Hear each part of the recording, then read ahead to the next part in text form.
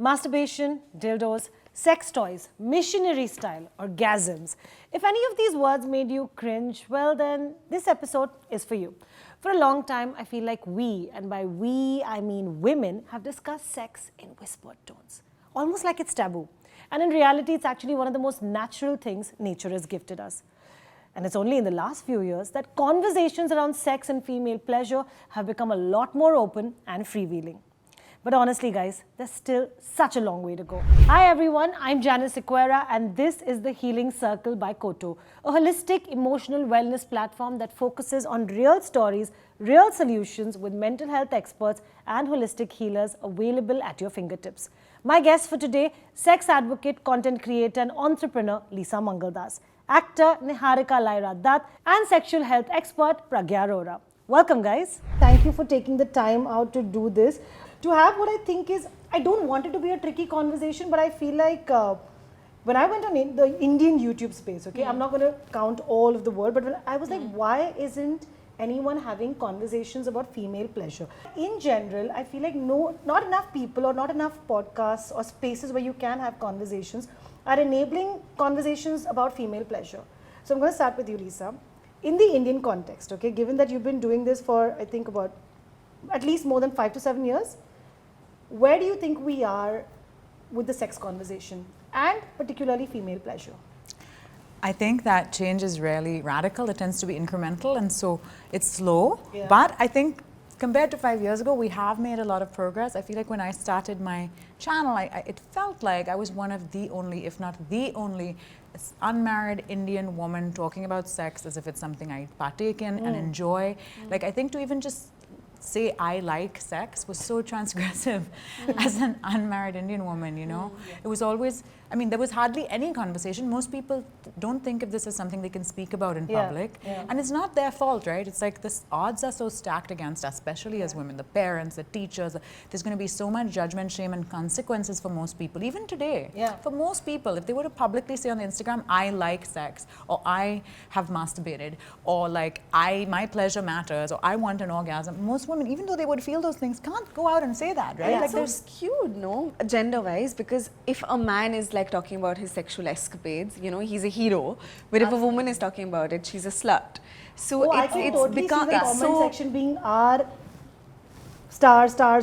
Yeah, absolutely. Because that's happened in the past. I feel like, you know, women have had that conversation, and I always go to the comment section because I know that there is an entire mentality of people just waiting to shit on people who are open about their sexual experiences, especially women. Right.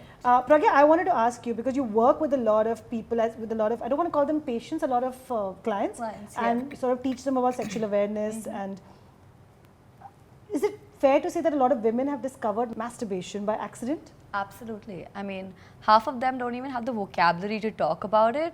Every time they would come to me, they're like, oh, you know, when I touched myself down there, or like, you know, Pragya, it's almost like a eye conversation, you know. Do you know what? And Pragya's like, and I'm just like, sorry, what? Like, for that matter, even periods, there are like code words for it. When I went, wait, what are the code words for period? Wait. down. Yeah. I'm down. I'm chumming. Oh God, yeah. I'm okay with chumming though. I feel like we've been saying it for so long now. It's become a synonym. Recently, I heard someone say, like one of my clients, she was like, I'm on a red light. I'm like, oh, I'm sorry. Do you want to like reschedule the session when you're not traveling?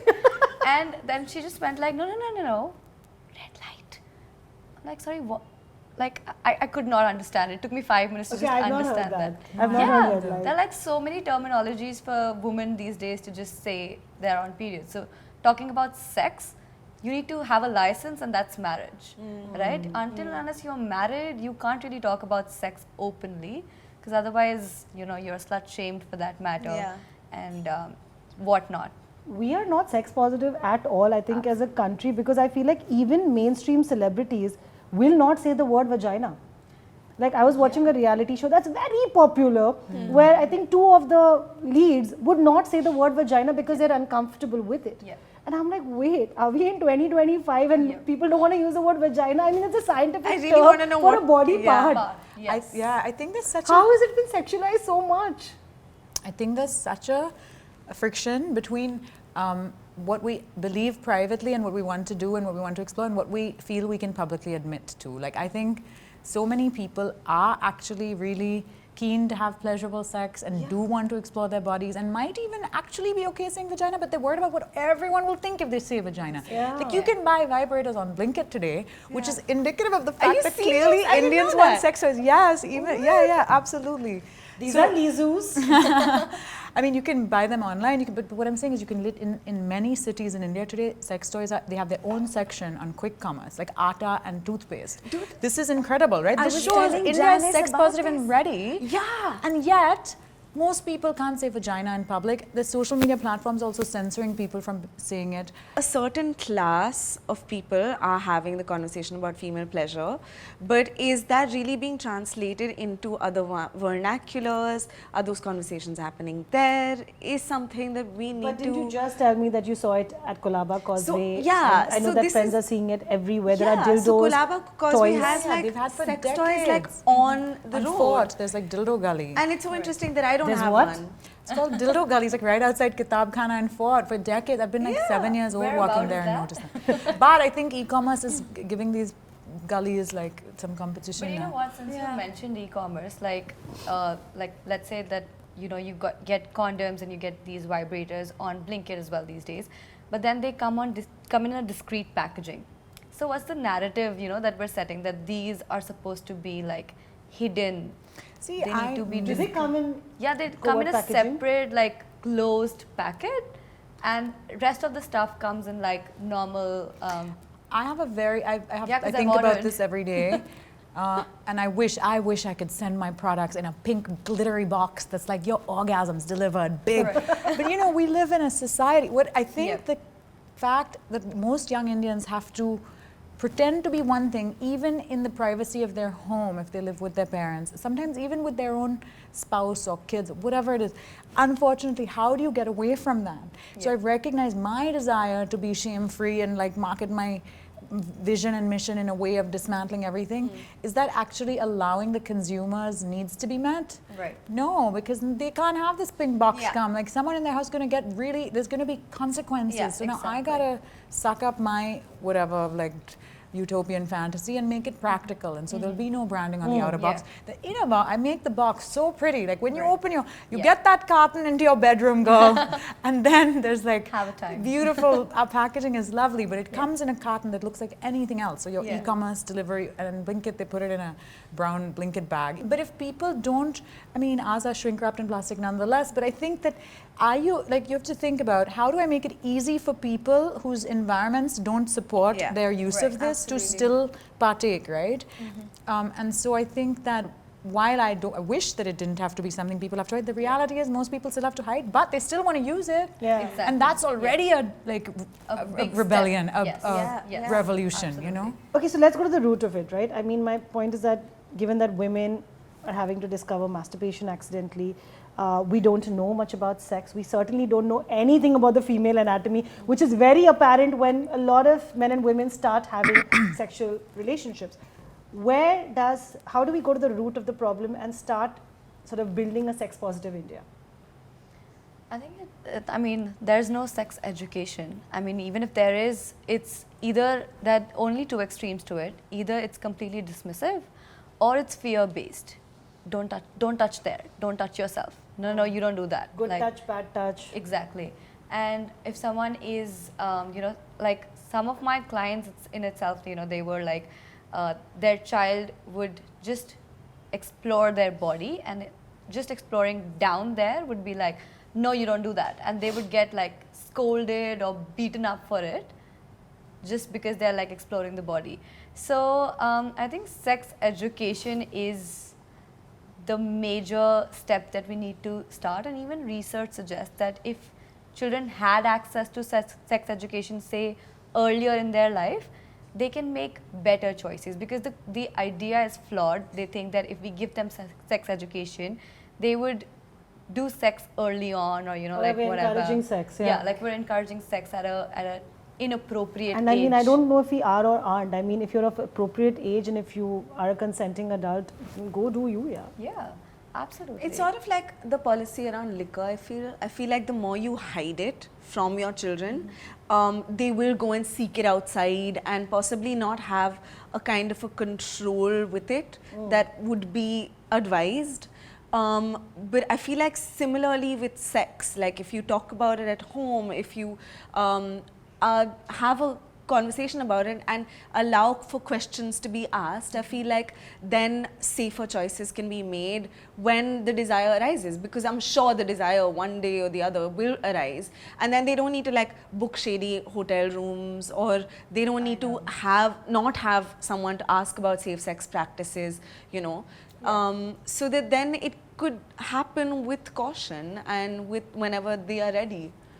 I mean, I think I wouldn't like compare it to maybe liquor, tobacco and things like that, purely because the way I'm looking at it now with young adults, feel like we need to probably be having sex education over different classes, because every age you're changing, your body is changing, right? Like where you're probably in your early teens, maybe you're talking more about menstruation, you're talking to them about hygiene and things like that.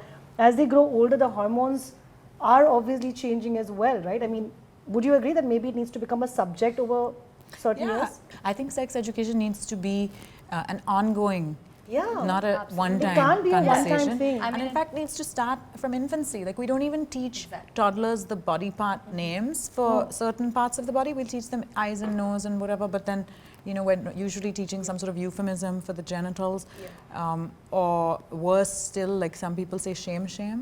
You know, that's shame. Yes. That still happens. Yeah, it That's does, crazy. it Imagine does. telling a 3-year-old It does, or a 2-year-old. Yeah. And so we don't even teach the anatomical names. Like, why can't they know the names of these parts of their body? It's just a body part. Absolutely. You deserve to know also the function of that. Like what you're saying about, you know, somebody creating a vulva mirror, that the fact is that so many adult women well into their 30s and 40s have never actually looked at their own vulva because the location is such that you really have to look. You can't just, or like, you know, it's kind of hard to just, you don't just see it when you're peeing the way people with penises do. So I think that our own bodies being mysterious to us is something that is by design. Like it's inbuilt into how we're taught about them or not taught about them. There's like a systemic absence of information also. And then this idea that like, this is a shameful, dirty, bad part of your body that you don't even own. I feel like as women, it's like, this isn't even really your thing. The messaging is that like your sexuality is the property of some other people. Someone And your father and then sexuality your husband, or the lack of it, or that body part is only to be used when it comes to procreation. Exactly. Like until then, it has no purpose. It has no purpose for pleasure for you, for sure.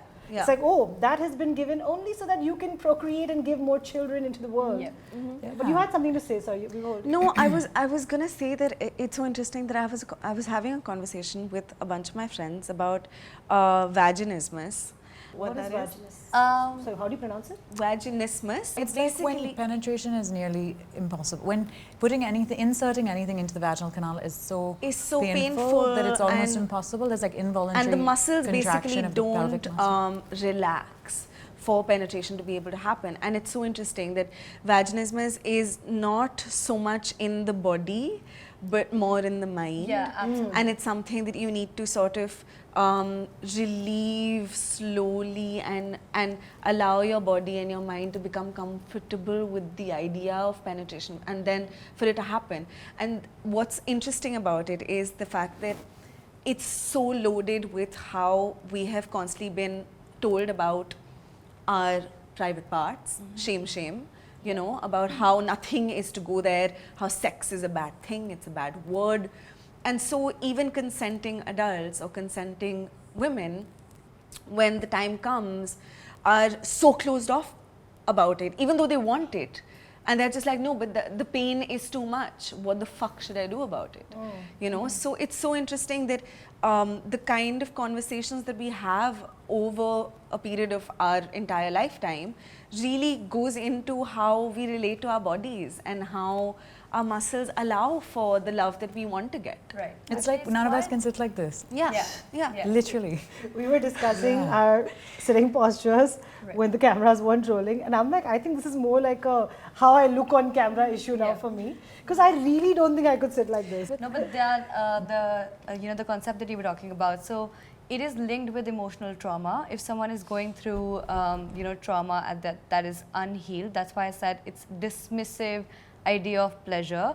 Why? Because the mind shuts down. Is this specifically sexual emotional trauma, like someone has abused you or inappropriately touched you? It could be, but it also does not need to be that serious. Sometimes it's just not knowing Sometimes it's what the hell just, sex is. Like my friend who had vaginismus would think a lot about her parents and therefore would not be, and so a lot Like of her women, parents, as in they would be That they would ashamed of judge, the yeah. she fact would be that she's ashamed of the having fact sex. that she's having sex. This idea that you're doing something wrong. Yeah. If that's the idea in your head, how can you enjoy this activity that's meant to be really pleasurable? Even if you want to enjoy it, if someone has told you this is bad Yeah. and wrong, it takes so much unlearning to be able to just. It It's takes so also- much unlearning. That's a very right word, because the brain shuts down the pleasure activity.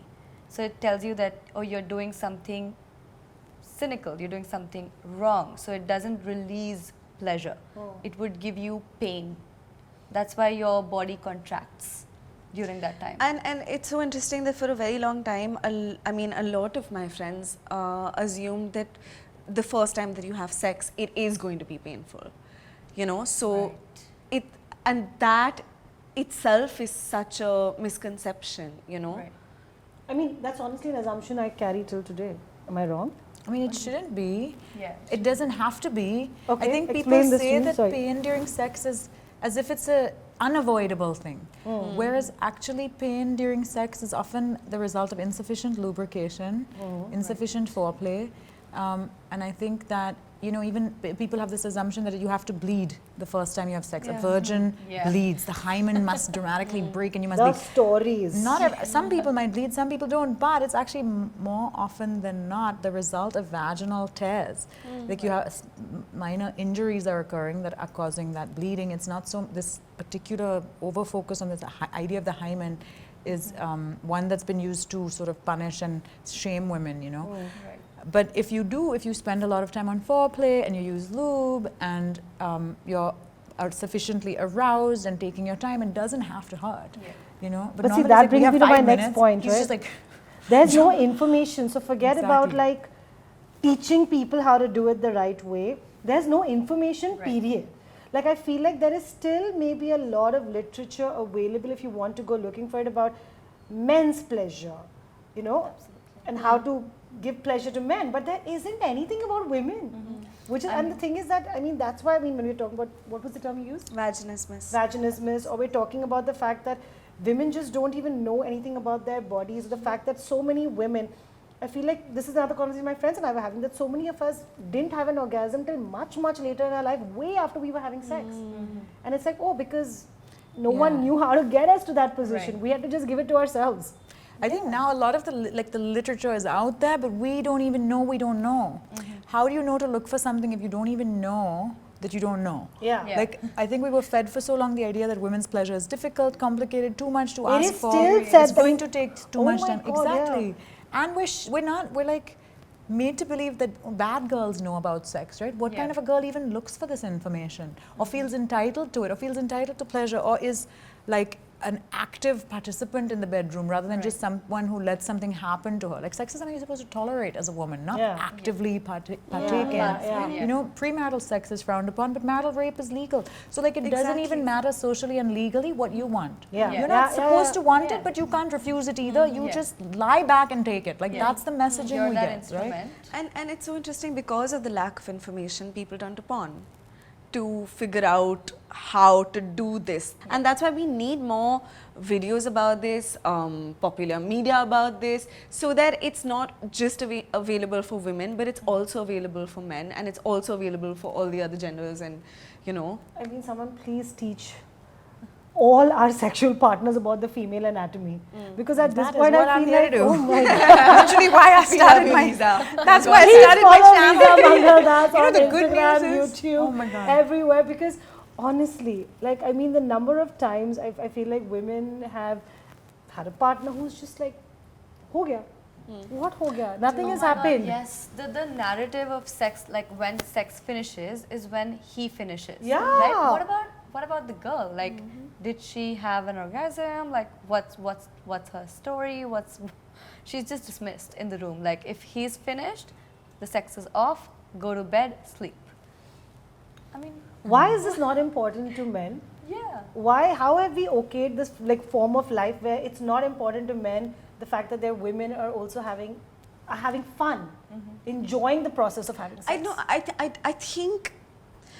I mean, I don't know whether I can say as like a blanket statement that it's not important to men. I don't know whether men know that it's not just penetration that will give their partner, their female partner, pleasure. Do you get what I mean? But it's sad that the clitoral caressing that is typically the most likely route to orgasm for women is relegated to the realm of the optional, right? Yeah. Foreplay is kind of like Yeah. nice if it's there, not a must-have. But if penetration didn't occur, did we even have sex? Like that's the assumption that like penetration is the cornerstone of sex for heterosexual couples according to the sexual scripts we're served. And so unfortunately, and it all comes also from the idea of sex as reproduction, right? His orgasm is required for reproduction. Yeah. So historically, we've been fed this idea like erection, penetration, ejaculation. If those didn't occur, sex was not had. I would never have sex if it wasn't pleasurable to me. Like the baby, bhar mein jao, honestly.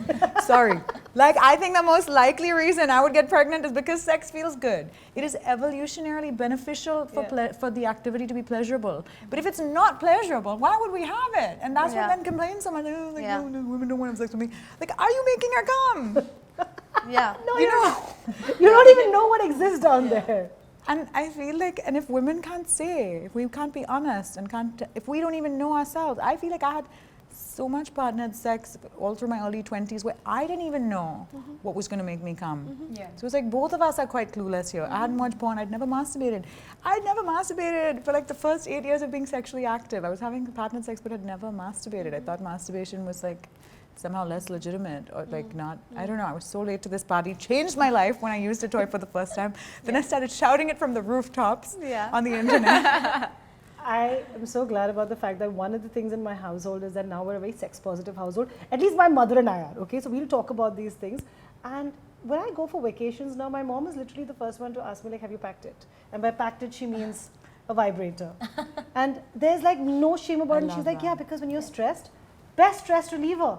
Like, why don't we even talk about that? I mean, literally, masturbating will get rid of so, like, if you're having a fucked up day, please go masturbate. This sentence is going to be taken out of context. No, it's just fact. You are just stating facts here, Janice. Yeah. Preach. Because what does it do? What does it do? When you masturbate, it releases... It releases oxytocin, dopamine, so your body has that pleasure. Yeah. So the brain has a pleasure, call it like a circuit. It gets activated. And it sends you like all pleasure signs, you're relieved of stress, your anxiety comes down because there's oxytocin in your body, it's sort of like a love hormone, it's a happy hormone, dopamine. So it makes you happy. It's literally a form of self-love. And apparently sexual satisfaction leads to longevity, like life longevity. It leads to economic I didn't know stability. that, does it? Yeah, statistics It's a good thing. I mean, it should. Because when you're happy, you're meant to increase, your lifespan as well as you go across. And as well as yourself. economic stabilities, apparently. How economic stability? Because Science show that the There's a lesser the correlation? pleasure gap between men and women, the more economic stability in the household. In the sense, the orgasm gap is an indicator of inequality in so many ways. Like, consider that in a society where men and women... I'm learning stuff over here. Okay, there's an orgasm gap. Great, okay. So the orgasm gap is the fact that statistically straight women are the least likely to report always having orgasms during sex compared to straight men, gay men, lesbians, and bisexual. Literally every other sexual orientation configuration. We're the least likely to report having orgasms during sex. Yeah. Right? Can fairly agree with that statement based on conversations with the girlfriends. And it's not because our bodies are broken, it's because our pleasure isn't sufficiently prioritized in heterosexual relationships. Like heterosexuality is like deeply unequal, mostly globally, and there's deeply unequal gender. Like gender inequality is a problem. That is true. All the indicators that would sort of, let's say at the UN or something, serve to indicate that a country has a high level of gender equality, like financial equality, access to education, access to healthcare, whatever, food, literacy. All of that would likely have to be in place for in a household for the woman to be able to say, I have orgasms as often as my husband does. But also look at where we're sitting and having this conversation, right? We're sitting in a So much urban privilege, city. right? We have privilege. English, yeah. We can speak in English. We can communicate about this without, like, at least in our immediate environments, without someone shaming us.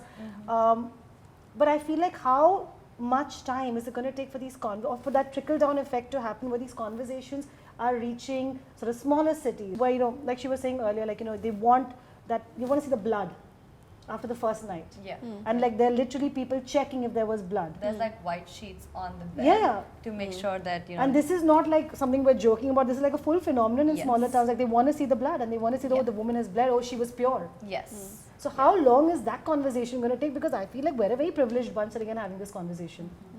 Definitely, we're a very privileged bunch. But I think it's so,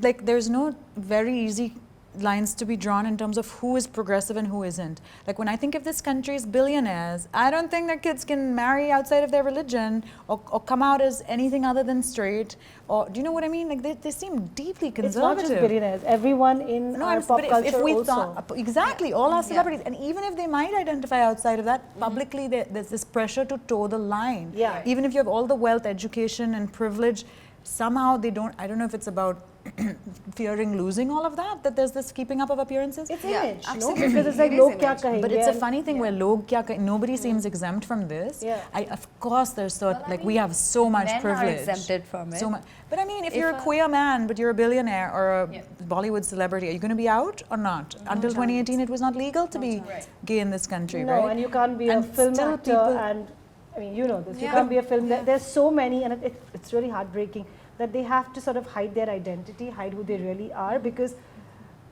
I think, like, in behind closed doors, there's so many conversations that producers are having, and people are like, do you think there will ever be a time when people will be able to come out and really be who they are and own their identity? And it's no, because the audience won't accept you.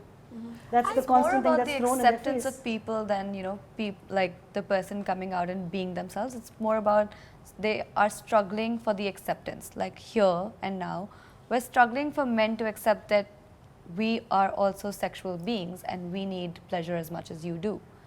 Because we know that we need it, we know that that makes us happy, but we're not able to talk about it only because people wouldn't accept it. Right? The reason why we're sitting like this is because people wouldn't accept us sitting any other way. Should right? we just do it, guys? Let's just do it. sit It's like just this. so hard to sit I was like going to this. try it. I feel like Niharika's that should like, be- no. I am sitting. Guys, you don't want to go there.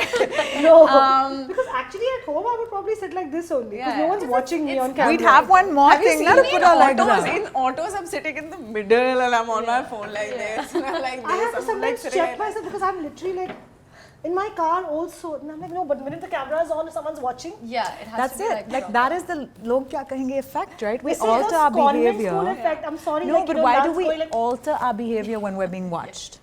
Everyone at most I like levels how of I've got my society I'm do sorry guys, I can't. alter their behavior when watched, I mean, right? that's Rich or poor, unfortunately. Because we're also afraid of losing. Why do we all conform to log kya kahenge? Because we're most likely going to lose something if we're found out, and we don't want to lose that thing, whether it's privilege or access or whatever, whether it's your inheritance, whether it's like your husband, I don't know. Lots of stuff, I right? think I just want to add one point to what Yeah, she was go ahead. saying. She was saying that I think men need to accept that we also need female pleasure.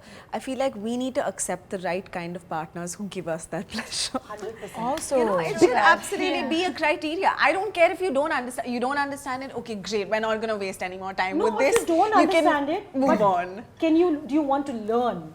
See, I'm being That's really cannot. honest. Yes. I'm that's a great okay point. with a partner who says, you know what, I I'm don't not know really about it, but I'm 100% curious. sure, but you tell me and I'm willing to follow your lead. Yes, absolutely. Firstly, sometimes some of us are also going to be like, wow, I don't even know how to give those instructions. Like, I've had this Exactly. conversation with a girlfriend who was like, listen, he wants to learn. And then I realized, wait, I didn't know what the fuck to tell him. exactly. Because we haven't explored our own bodies enough. The jet at home is also very, very handy. Yes. You know the jet? The jet spray. The jet spray. It's amazing. Yeah. It was This just is like, going to be oh a my meme. God, The jet you spray. are a Yeah. friend? I didn't know about it. Yeah, India has great toilet accessories. Yes. I don't know how we digress into talking about toilets. Sorry. It all started with the jet spray. But talking about the dating thing, right? So I'm totally okay to be with someone who doesn't Is exactly excited know to learn. what to do but is willing to learn. But yeah, you have to be willing to learn. Willing to If you're going to walk into that bedroom and be like, I'm not comfortable, giving you oral sex or going down on you, as they call it. Like, sorry, I think that should be a deal breaker.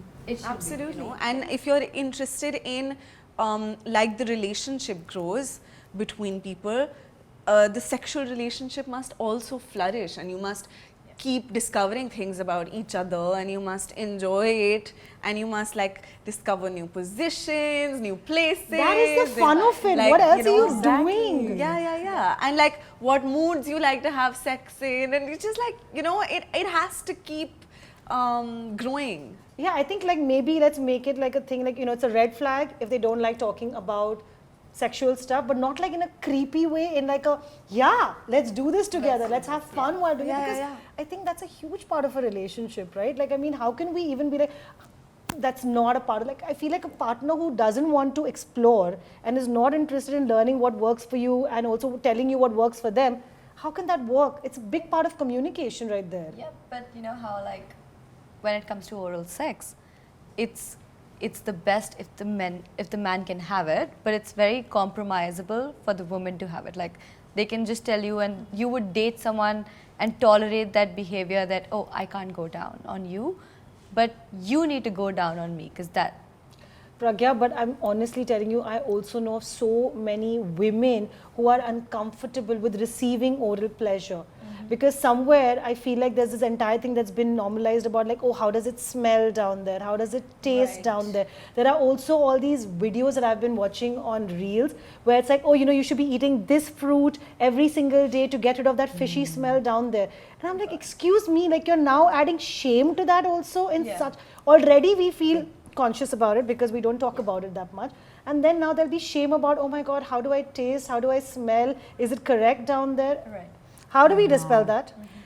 I think that if a man can't handle vagina, then Yeah, please, let's start saying vagina. Like he has some learning to do. You know, it's startling to me that grown-ass adult men will be like, oh, pubic hair, oh, grow up. Honestly, yeah, I tolerate your beard. Sure. Like I just think the expectations are there'll be men who like tell their girlfriend go get a bikini wax. Like or like. And that's harmful, by the way. I was told recently that that's actually not good for you. Yes. I personally think we should relax about all body hair. Like it's fine, man, woman, whatever. Relax about body. Show me some chest hair. Show me some pubes. Seriously, I don't want some like baby bodies. Why are we getting rid of all the baby hair? oil bodies. I don't know. In general, like it's so prepubescent to not have body hair. There's a whole generation now that's kind of like, consuming content about sex, all kinds of it. How do we start this conversation at home where we also sort of talk to parents about being more sex positive with their children? Because whether you like it or not, your kids are after a certain age going to be exploring one way or another, right? And rather than sort of telling them, no, don't do it, that's not a solution. Yep. How can we encourage parents to start having this conversation at home? I mean, we're the land of Kama Sutra. We taught the world what it's like to be intimate. And we are the ones who are now looking for resources as to how do we explain it. The first thing is you got to make it okay to talk about. I mean, you've got to normalize using these words, sex, vagina, boobs, whatever. They don't have to be masturbation for that. Orgasm. And we need to, we started talking about how women accidentally find, masturbation. I mean, we gotta make it as a self-love act. Yeah. It would be so nice if our parents weren't giving us misinformation. And unfortunately, in many households, there's misinformation coming from the very authority that you're thinking of as like the be-all and end-all of the person. Like who do I go to for an answer? Mommy, daddy, right? Like to a young person, the kids are like, their parents are short of God, right? Like it's like this hero in your life who knows everything. And then if they tell you the wrong, in sort of like factually inaccurate information, it takes so much more work for any third party to correct that. Yeah, because how many years you're going to kind of go through life believing, or how many more generations are going to go through life believing that your kids aren't doing this? They're Or 100%. refusing to, like, why Yeah. turn a blind eye They're to in it? denial. They're in Exactly. complete denial. denial. Did Yeah. your parents have the sex talk with you guys? I mean, My mother did, yes. yeah. At we what did. age approximately? I mean, we talked at the age of 18 itself. 18. So legal age basically. Yeah, legal age. Okay. Yeah. But that was primarily because I was moving away. I was going to Australia for my graduation. And because I was in a new... विलायत जा रही है ना? Yeah. Foreign रह जा रही है. So- वहाँ पर तो हमारा control नहीं है. Yeah. So she actually, that's when we actually had a conversation, and because that was, that's a space where it's open to have a conversation, and it was between me and her. It was the first time, and I was also like shying away. I was like, oh my God, what is my mother saying? Are you insane? What are you talking about, right? Sex talk is usually either completely dismissed or it's like fear-based. So here there was a fear to protect the daughter from the अंग्रेज जो बड़े open होते हैं उनको तो Like she said, only white people are having sex. It's okay for them to have sex, the rest of us cannot. Our population just like shows up by We are the largest population in the world, but we won't talk about sex. So India's having the most sex basically. Yeah. बच्चे ज़्यादा हम पैदा कर रहे हैं, but किसी को यहाँ पर ठीक से नहीं बात करनी इसके बारे में. That's amazing. I actually got a lot of my information from my best friend who was staying up all night and just going through the internet and watching things like Californication and just like, through all of those things. And then she would talk to me about it and she would have her escapades. And thankfully, we didn't have that taboo amongst us, so we could speak about it. So if it's not your parents, then it's your close circle of friends. Yeah. But even the conversations that are there, it's mostly around use protection. This first part would probably be told to boys as well about using condom and protection and this and that. But the second part of that, about like don't be too experimental, don't see too many girls. That's not something I think a lot of people are telling their boys. And I mean, masculinity, the masculinity is directly proportional to how many girls. Sexual escapades Yeah. you've had. Yeah. Did your parents have the sex talk with you? My parents were, I was very lucky, I think, in the parents department. It would be so hard to do all the stuff I do, right? If like my parents weren't supportive. So I think I was really lucky to have a household that did not at all slap any shame on us. Like my brother and I don't think were ever made to feel ashamed. I don't know, like ashamed of doing something wrong, or at the very most basic level, I think shame is used as a discipline tactic in many households. My parents never used shame. And also, we grew up in Goa, like went to the beach as kids, like being outdoors, wearing very little was like such a, a freeness of the body. It was the norm, yeah. Was something that I was lucky to have growing up with, you know, like my mom was in a bikini. We were at the beach, like it was no big deal. That's just what you did on the beach, you know what I mean? And so I think that this sort of idea of the body as inherently shameful, especially women's bodies as shameful, was something I was lucky to escape. And I think in Goa it's particular, like you can wear shorts and go to the market and it's not a problem. Whereas I think in many parts of groups, all age groups, there'll be old aunties, young kids, men, women, whatever. I think it's a uniquely free culture there, which is why so many people love going there as well, right? You're kind of, it's like a live and let live vibe over there. And I love that about Goa. And so I think I was lucky to have that. I also think my parents were never conditional in their love. It was not like, if you don't get A's. I was such a nerdy kid. In fact, my mom would be like, I'm throwing away your books if you don't come to the beach today. Or like, I would have liked my parents to have said that to me. If I love the beach. Or if you have a boyfriend, or if you know what I mean? They were never like, if you do this, then we won't love you. Leeza, the kind of household that you had seems, it feels like an anomaly in our country, but it also feels like the right kind of example to show where, because it's body positive, it feels like it was a body positive household. Secondly, because the conversation around body and everything else felt so natural, sex is just an extension of that at one point, right? Because as your body is growing, as your hormones are developing. And I feel like that may be the example that parents need, but I don't know how many households in India are capable of having such conversations so openly with their children. So in that case, then you're saying at what age, for example, if your parents had that chat with you at 18, today as an expert, what age do you think parents need to have that conversation with their kids at? I mean, I want to take it on from there where, in that household, it seemed like love was unconditional. Yeah. So it takes off, whenever there are like conditions, it takes off that way it takes off the pressure to be a good girl. You know what I mean? So you're always under the pressure to be proper, to be someone, you know, to get the love of your parents, you need to be good. To be good, you need to do these things, right? So I think it starts from a very young age, very early on, where we want to tell parents that don't put conditions onto this thing, right? You need to make them feel secured in themselves. They don't need to be good to get your love. They can just be themselves, and by their birthright, they deserve love. And like you said, sex is an extension to that, right? So when we are comfortable with our bodies, like, you know, we need to start very early on naming the body parts, not making it way too private, because Okay, what is an alternative for your, like, I mean, because I feel like most parents just say your private parts. What would you encourage them to tell their children when it comes to, you know, their private parts? Yeah. What are the names that they need to give it? call it vagina. What's the The problem? vulva, The vulva, the vagina, Yeah. and the penis, in the male the anatomy. scrotum. I mean, if Yeah. those are two, you can say the balls, The you know. balls, yeah. Okay. Like just like call a spade, really. In my own head, while you guys are talking, I'm also like, wow, at what age could you tell your kids that without them also kind of going out into the real world, using those terms and being shamed by others? Right. But if everyone did it, then Yeah. it wouldn't be shameful anymore. I mean, we got to normalize it, right? For the longest time, even saying periods was not very normal. It didn't feel normal. You had to use like other words to cover up for it. Yeah. So I think once we start rolling the ball, someday eventually it would happen. I would like for it to happen. But yes, we need to label the body parts as the body parts, because if we give it any other name, then, you know, the narrative is set that this is not for you to know right now.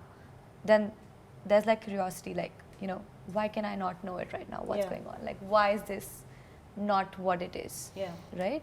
And that's where the wrong choices come up.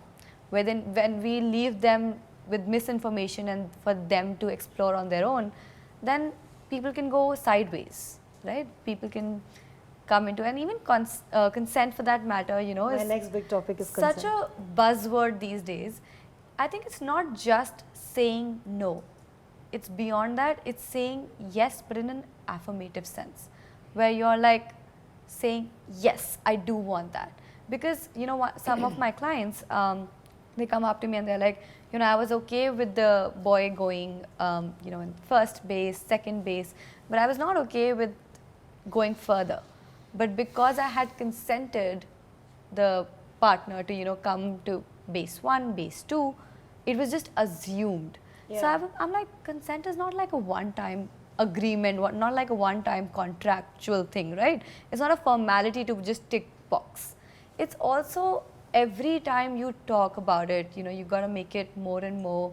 I mean, it's fun to know that, you know, and it's a very respectable form to know that, yeah, you know what, or do you like that?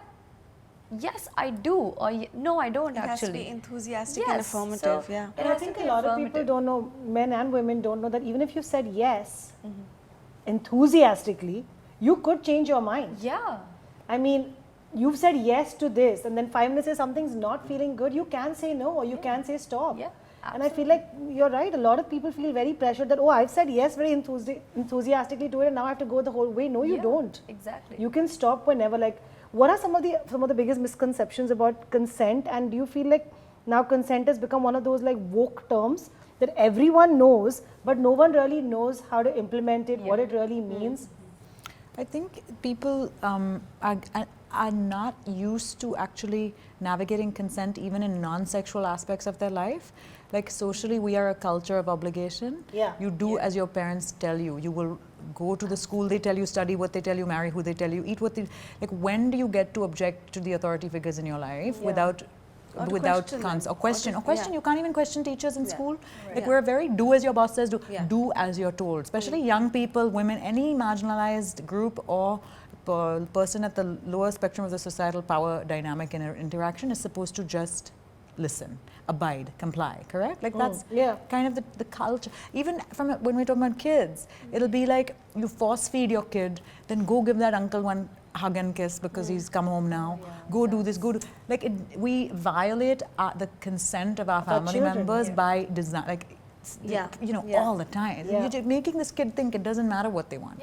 So then, as adults, when you're having to navigate consent in your relationships, it's quite new actually for you to even be in a space where you can say, especially if you've been at the, normally it'll be like the father or some parent is like the tyrant in the household, so the young people listen to the parent. But maybe the kid even sees the mother constantly listening to the dad. I mean, there's cliche, of course, I'm sure there's some lovely families that don't have that, but for the sake of stereotype, we're going to use that example. So then I think so many women all find it doubly hard to assert themselves because there's so many templates of women simply listening. You listen to your dad, you listen to your husband. Like that's just how it is. And so I think that while we might talk about consent and maybe more people understand the word now, or at least know there's a word and know it means something, I think we haven't yet created a culture of consent in all aspects of life, as well as we're terrible with rejection. Like how can I say no if like you're gonna fucking throw acid on me if I say no? Yeah, this is also. How am I going to say no? Even if I just worried that I might not get home as safely, like that you'll just, I don't know, stop the car, or I think if there's a consequence to the no that might be worse than just going along with it. Like I think unfortunately every woman I know, me included, has gone along with sex we'd rather have not had because it seemed like the safer option, easier option to just get it done with. And I have goosebumps admitting that, but I think because it's not a pleasant thing to have to think about, but we've all been there, even despite all the privilege we have. Let's just call it what it is, right? It's a form of not just abuse, it could be seen as rape.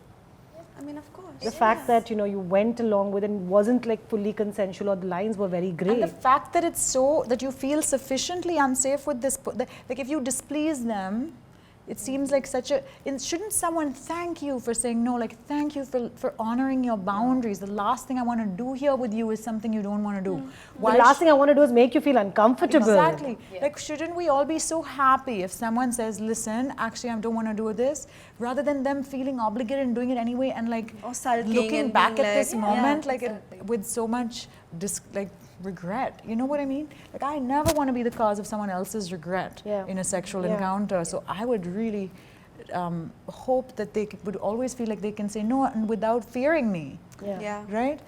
But I wish that was and I think men struggle with this. Like, they're not. I know rejection can hurt to hear that someone you're interested in doesn't like you back or something like that. I know that can, but we've got to get better at dealing with any level of rejection before an encounter happens. In the midst of an encounter, if someone doesn't want to do something, and instead of seeing it as some sort of personal affront, or like that now you are not attractive, that's why they don't want to do it.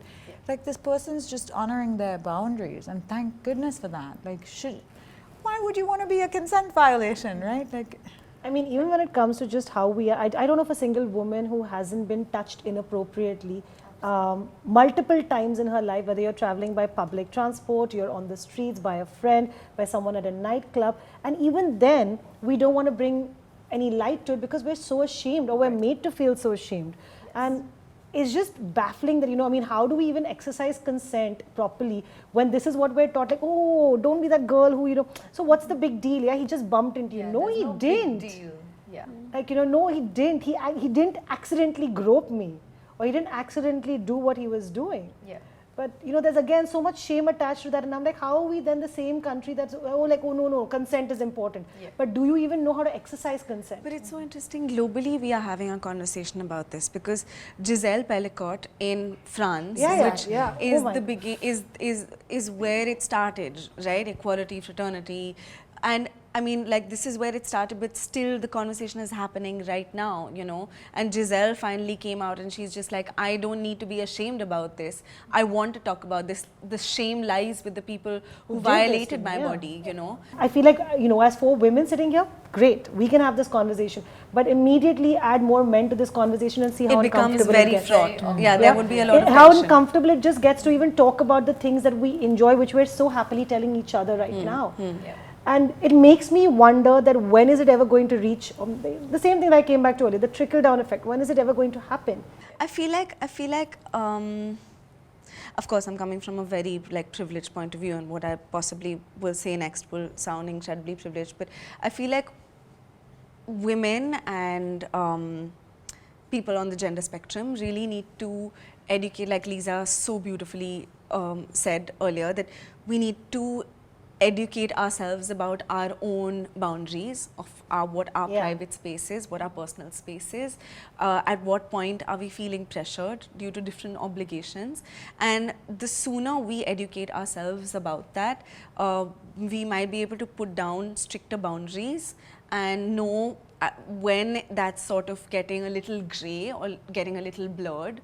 And then I feel like to the heterosexual men, I would like to say, then it's sort of like, you know how you say कि guitar बजाना आता है तो लड़की आ जाएगी, you know, but if you know about if you know और perfume लगाओ, axe लगाओ तो लड़की आ जाएगी, you know. So I feel like there needs to be more of a conversation, and even popular media and our entertainment industry really needs to bring out the messaging that if you are a man that understands about female pleasure, that understands about consent, that understands these things, you are someone who will be very desirable, you know, and you will have girls lining up for you. It's such a sexy thing when a man is actually respectful in bed, is asking you the right questions in bed, is not forcing you to be like, oh my God, no, you know, don't do this, don't do that, or I can't do this, I can't do that. That makes it awkward. Immediately you've killed the mojo in the bedroom. Like, why don't, so okay, let's break this down into more practical advice for people who are actually going to be dating, entering sexual partnerships, relationships. What are things you would tell them are non-negotiables, and what are the kind of conversations they need to be having with their partners? I think that the only two experts on their own pleasure are the two people in question. 100%. So the first thing I would say is actually, and I hate to be prescriptive in my content even, I'm never like, you do this, this and this. It's more like, here's all this information, like understand your body, figure out what makes you come, get comfortable communicating, understand contraception, whatever, like I want to just make it easier for you to have this information that you should have, because it should be general knowledge. Like, you don't have to have some special degree or have had some particular education. Really everyone should science. know this, right? But if you don't even have this basic information, it's almost like teaching somebody a language and then letting them go write poetry, right? I'm not going to tell you what to write, but like at least, so now you spend some time, it takes time, energy, and some work. I feel like sex is a skill. And you know, if you equip yourself with the knowledge and the practice, and you want to get good at something, you spend time learning about it and practicing it. So, and I really think with sex, it's not some God-given gift where you just roll out of bed like knowing what to do. You gotta like think about it with intention and mindfulness. But then it's between the two of you to decide, because maybe you are really into something I'm not into. I'm not the template for what everyone should be into. So if there's things, only you both will know, and you have to talk about it, right? The exact intricacies of your arousal and pleasure and desire. But I think that if someone ever makes you feel bad about your body, or criticizes, insults, or like, you know, makes you feel like you're not good enough, for me that's a massive red flag. If someone is disgusted by something about you, or I think like in general, desire and disgust, like, okay, things like sweat, okay? It's a interesting Venn diagram of where sweat might occupy with desire and disgust, right? Like my own sweat if I've worked out for 2 hours and forgotten to use deodorant, probably maybe a bit gross. But like maybe if I'm having sex for a few hours and forgot to use deodorant, not so gross suddenly, right? So I feel like I understand the body can be kind of squeamish. I remember the first time I saw a penis as an 18-year-old or whatever, being a bit like, ooh, I'd never watched one. What do we do with this thing? You know, being a bit like, oh my! Like it can be a bit confronting. The body is kind of like awkward and clumsy and funny, and I understand that desire and disgust and pleasure and pain, and like there are some gray areas, but if you're able to work through that together in this way that's kind and compassionate and joyful, rather than like in some sort of in a way that makes either party feel bad or insulted or lesser than, I think then it's more likely to be a positive journey, you know? We need to just start equating, in my humble opinion, sex with fun. Exactly. Totally. Sex with something that you're getting better at. Sex with something that involves, like, you know, a team activity that we're both going to nail this together. Like, why is it so difficult to understand that when two people are happy and doing something together, oh my God, it's twice the amount of fun and twice the amount of pleasure. Yes. I would say that I have 3 tips in addition to communication. I think many people underestimate the fact that sex is not just a physical act, and like that the brain is actually the biggest sexual organ. So I think like foreplay should be like an energy we live in. Like don't just, it's not just like kissing and rubbing 2 minutes before penetration. You know, like flirt with me, make eye contact. Like we should, I think conversation, gestures, thoughtfulness, do the dishes, like a bunch of like dude, dishes. yeah, I'm telling you, turn-ons, like so much. Give me a massage with that, like I don't Mop know. the floor. No, yeah, I mean, I think shared chores, if you live in a house together, is Very a very, sexy. very sexy thing. All kinds of little things, right? Being attentive and kind and caring and like laughing together, dancing together, exercising. I get so horny when I exercise. Like go for a run with me, let's shower together. All of this stuff allows for an energy that's much more conducive to wanting sex. If I'm stressed out and busy and like we haven't had some kind of bridge activity between the stresses of the day and penetration, I'm not really gonna, I'll be a little, like my brain's not in the room, man. I might even do it because like, I love you, I don't know. But yeah, it's so much more fun if there's like a build up. Build up, exactly. And then I think also some very simple practical things that we can do, like many people have never used lube, for example, and a lot of discomfort and pain during sex is the result of insufficient. Lube is lubricant. It's available lubricant. at your chemist. It's available on pretty I'm much sure all on your Blinkit, e-commerce websites. yeah. It's available everywhere. It's like the Use it. unsung hero of better, more pleasurable sex for most people. Solo, partnered, man, woman, whatever. Like it's just slippery and smooth and slidey, glidey and fun to have that wetness. And I think the other thing I would say is toys, and not because I have a sex toy company. That I have a sex toy company because you don't have one? I love toys. I promise you, this is not a shameless plug. I do that enough on my own channels. But like toys changed my life. I did not know I could have an orgasm in 2 minutes or less. Like I thought I was lucky if sex resulted in orgasm. I faked it so often, and I didn't even know that, like I thought like chalo nahi hoga aaj yaar, this poor guy, like now what am I going to Women do? can write books about how many times they've had to fake it. Even if you have a great partner, you're faking it so very often, and that pressure of like, Yeah, and then you don't want to hurt him. I'm like, you It's know what, just get it yeah. over We have all learned how to fake it. And so I think for me at least, it was such a like radical, it was like my third eye opened. Like, wow, my pleasure is easy, consistent. I can come all the time within minutes. Can I ask you one thing though? A lot of men also find it, not just men, partners find it objectionable when you bring in toys. Because they feel like their manhood is somewhere being questioned. That you need toys to actually climax. That they were not able to satisfy. That they were not able to bring you to a climax. The partner enough. Yeah, I think it's so silly that, so I understand that that is the case. Many men do feel threatened. But I think of toys as technology. Firstly, toys exist for men too. I think of toys as technology. It's Say like, it louder for the men who just do not believe. It's like they're like, oh no, toys are just for you guys. I'm like, no, there's there are toys- great toys for men out there. Yeah. And there's toys also that couples can use together where there's benefits for both parties at the same time. Like that's quite sexy too. But I think it's, you know, would an accountant feel threatened by a calculator? Would an artist feel threatened by paintbrush? Like you're gonna have if you want to get good at this, you got to have these tools, right? Yeah, you gotta So I have think the right people tools. like the real like The sex material. pros have like a stash of toys, man. Men who are really good at sex have a toolkit. And so do women. But I'm just saying, like, you wouldn't frown upon these tools. You would embrace them because they only make things more fun. Yeah. They make things so much more fun for both parties. It's like, why would, if you've ever made nimbu pani with a lemon squeezer, you're going to avoid using your hands if you can help it. Like, it's just, you could make more nimbu pani, better nimbu pani, no seeds. It's just There's great. more juice coming Yeah, out. exactly. Yeah, exactly. Pun Thank you. intended. And does it mean you didn't make the nimbu pani because you used a lemon squeezer? No, you just use a Janice tool. still makes a banging nimbu pani, right? Even though she makes it with the lemon squeeze. This has gone down. I'm just saying, like, why would you not use the technology? And so I think, and also what men don't really, I think many men think, oh, like she's gonna have this big dildo, and then like my penis is too small and not good enough. But actually, and like I don't think I think size, really genuinely think size doesn't matter nearly as much as people make it out to be. Like I would take skill over like a skillful average-sized dude over some big dude with no skills.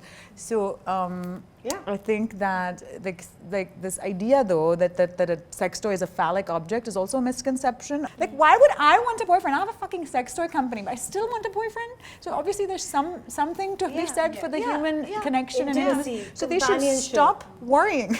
That was great. Kids, if you're paying attention, all of that, rewind, go back if you need to watch it and watch it again. Lyra, before we go to the next segment, do you want to add anything to it? No, I just want to say that, Leeza, I love your channel and I love what you do, and I feel like so much of the things that I needed said out loud by somebody so that I just knew it was coming from you, and I want to thank you for that. Oh my gosh, thank you. Okay, I'm going to do a few questions that we've got from users and people who've written in, and whoever wants to take it, a quick take on it. If you have a solution for them, then great. The first one, I'm not sure if my partner is satisfied with our sex life. How can I find out if they're happy without making it uncomfortable or awkward? How can I basically find out that they're happy with it? Ask them. Yeah, I was just like, is it that simple? But yeah. Like, again, it comes down to asking, like, it comes down to communicating, like, I think it's important to frame the question well, What is because the question? if you ask a leading question like, are you enjoying yourself in bed, or do you like the sex that we have, then it's like a oh my god, you know, a pressure. It's a like compulsive suppose, yes. yeah, it's a compulsive yes. Yeah. You're almost like pressure to say yes. So I think maybe being more curious about it and being like framing it as, what else would you like for us to try? Where else can I touch you? What else can I do that will help you more, that will get more pleasure, right? To like get into sort of like a collaborative space of, you know, asking more curious questions to be able to get more answers. Yep. I think talking about fantasies also help there.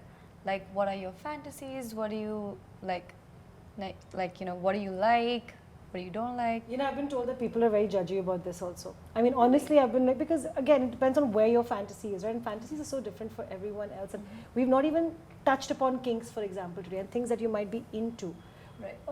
So I feel like there also a lot of people are very scared to initially at least talk about their fantasies, because they feel like, oh my God, I'm going to be severely judged on. Next question. After having a baby, it feels like the intimacy between my partner and me has dwindled. How can we reconnect and make sex feel natural again after a major life change?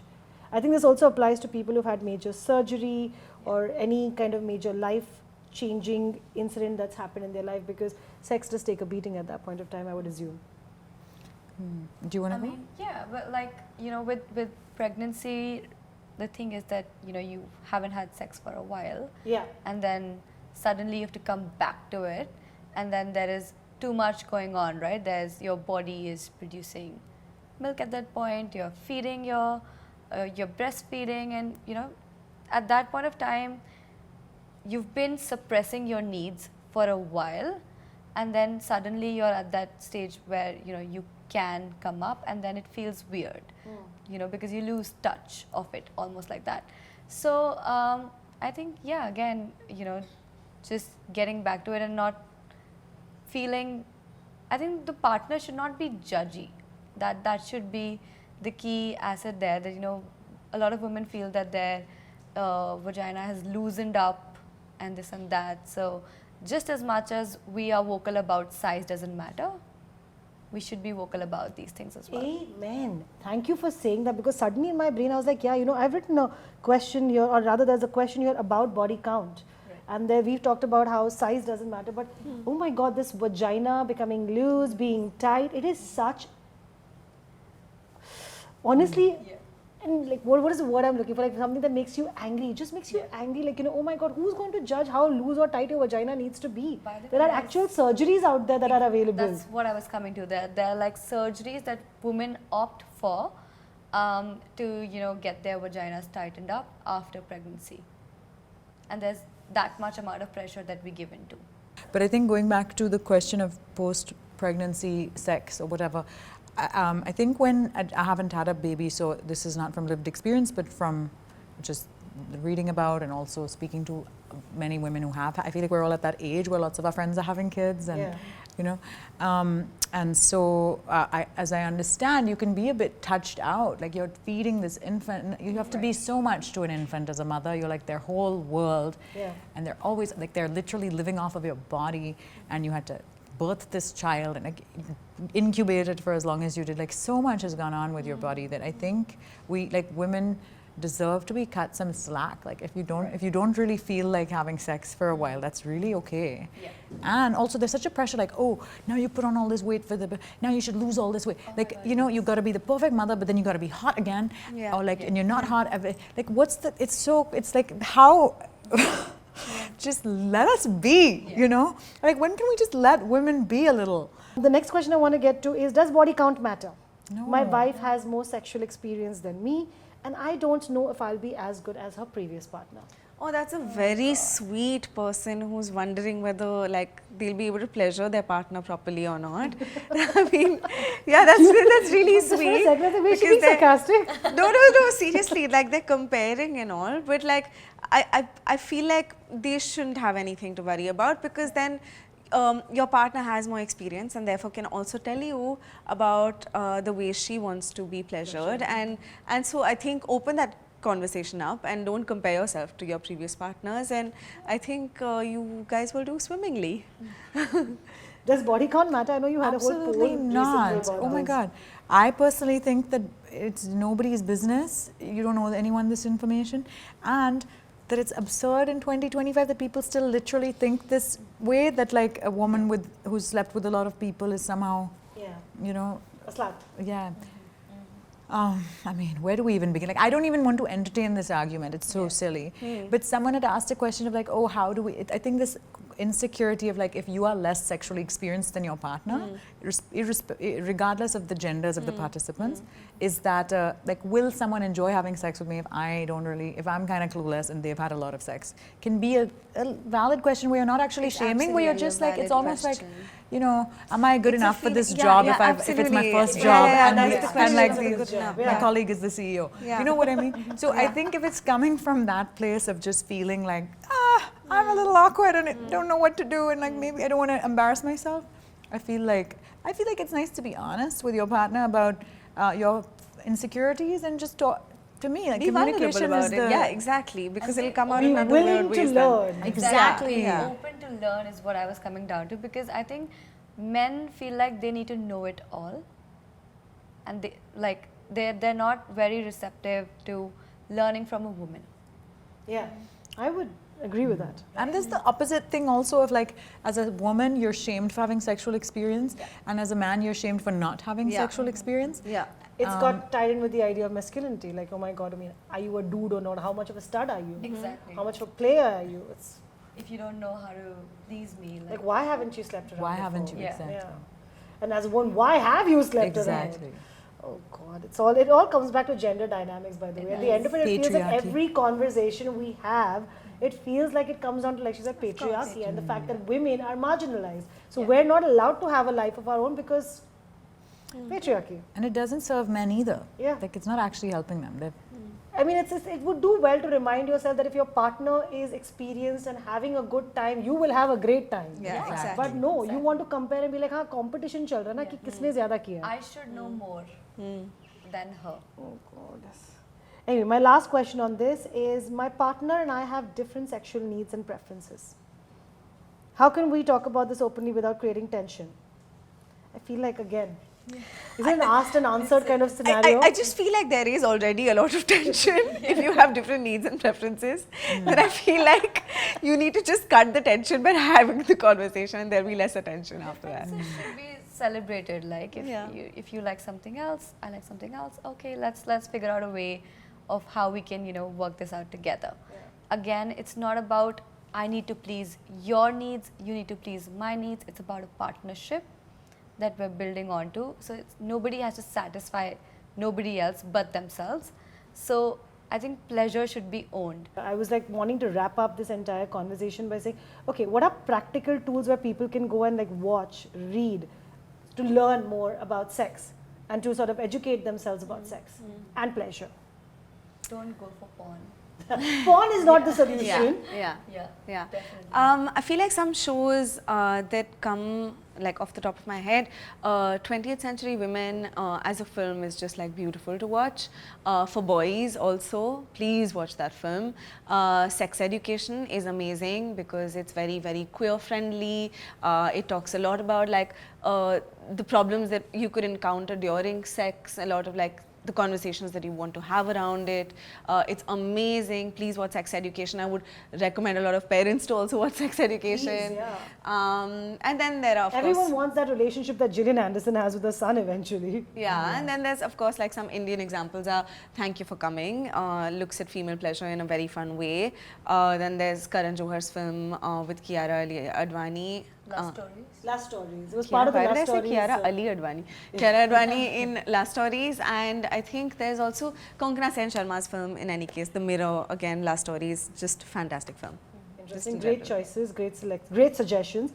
Lisa, Pragya, you guys have anything to add in terms of literature that maybe people can also go read? There's a book that I love called Come As You Are by Emily Nagoski. It is about women's pleasure. It's really a fantastic book. Highly recommend that women and any men who are in relationships with women also read it. I have a book. As You Are. Come As You Are. Come As You Are. Do you think that's what the Beatles were singing about? There's a great song also, yeah. Then? I also have written a book called The Sex Book, which Basically, Lisa for toys, Lisa for Just go- content, Look, Lisa for sex president. I just created the resources I wish I had, honestly. Yeah. So I Necessity is the mother of all invention. Is and it thank not? God we have a Oh, scientist man. in Lisa. No, then. hardly. That's very A smart of you. You're a pleasure you're scientist. plugging A pleasure a gap in the market. Honestly, I'm so happy that there's more of this stuff coming out of our country. Like, there's several brands now, several educators now. Like, I'm so happy when I see more people, especially more women, doing this work, having these, we sitting here having this conversation out loud. Like, even if there's every year 5, 6, 10 more people publicly going, like, dedicating their career to women's pleasure in India, that's still change, man. And I'm glad to see it and be part of it. I'm just going to end by saying that pay it forward. If you've learned something, if you know about something that can help your friends who are dealing with awkward situations, don't know how to talk about it, have those conversations. Make it normal. I mean, I feel like the more we normalize it, the more maybe the trickle-down effect will happen faster. I'm very happy to be going home with some Leeza's products today. Thank you so much, Leeza. Thank you, sweet. Pragya. Thank you, Niharika. I know that this is, despite the fact that we're being so open, this is not a conversation that's easy to have. No. And I feel like I've also, during the course of these last, like, however much time we spent here, I've struggled with a few words, which also tells me that I have some things I need to think about. Yeah. But thank you so much. Thank you for Thank being you. open. Thank you for coming. Yeah. Thank you for coming. Pun intended.